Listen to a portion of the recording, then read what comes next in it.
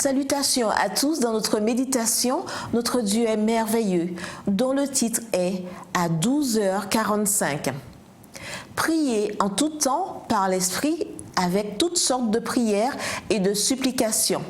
Veillez-y avec une entière persévérance. Priez pour tous les saints. Éphésiens 6, verset 18.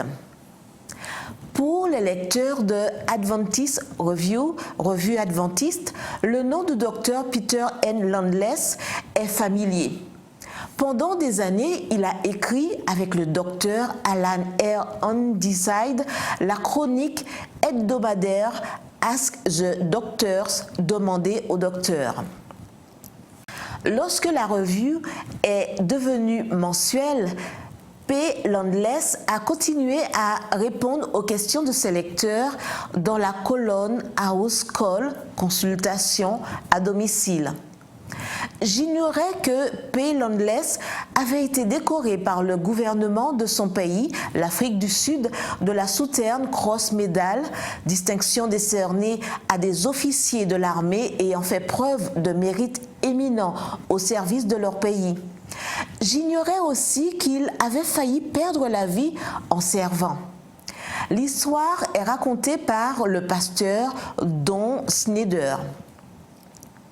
Selon le récit, environ 2 ans après avoir terminé ses études de médecine, il reçut une lettre du gouvernement sud-africain lui indiquant qu'il devait accomplir le service militaire obligatoire.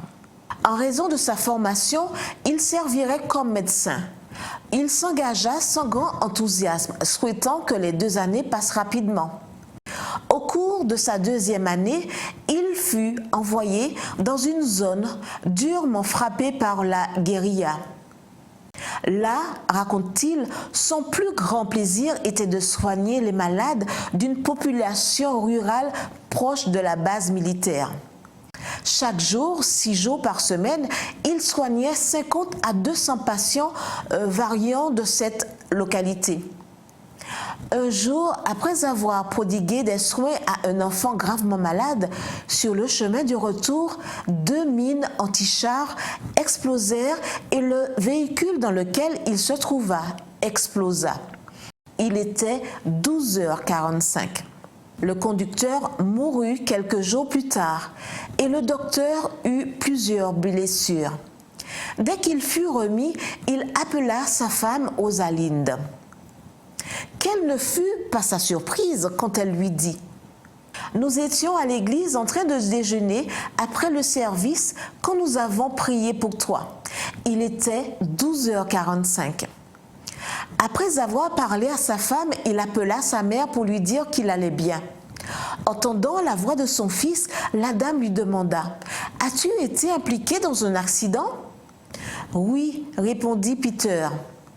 Aujourd'hui, à 12h45, j'ai senti que je devais m'agenouiller pour prier pour toi, dit-elle. À 12h45, exactement à l'heure de l'explosion, sa femme et sa mère, dans des lieux différents, priaient pour lui tandis que les larmes coulaient sur ses joues. Peter se dit « Quelle bénédiction !» Les prières de ceux qui nous aiment et en faveur de ceux que nous aimons sont efficaces. Bien sûr qu'elles le sont, docteur. C'est pourquoi l'apôtre nous exhorte à prier pour tous les saints avec une entière persévérance. Amen.